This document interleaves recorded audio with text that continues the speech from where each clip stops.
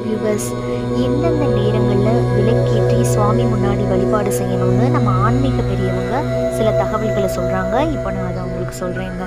அதாவது பிரம்ம முகூர்த்த வேலையான 4:30 to 6 இந்த காலகட்டத்தில் நீங்கள் விளக்கேற்றி வழிபாடு வச்சிங்கன்னா நம்மளோட முன்வினை பாவமெல்லாம் போகும் அப்படின்னு சொல்கிறாங்க.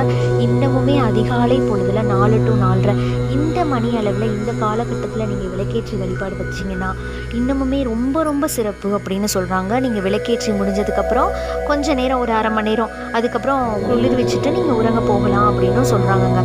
அதே மாதிரி சூரிய உதயத்துக்கு பின், அதாவது மாலை 6 to 7 இந்த காலகட்டத்தில் நீங்கள் விளக்கேற்றி வழிபாடு வச்சிங்கன்னா நம்ம வீட்டில் வந்து செல்வம் கொழிக்கும், செல்வம் சேரும், இன்னமுமே எல்லா நல்ல விஷயங்களும் நடக்கும் அப்படின்னு சொல்கிறாங்கங்க.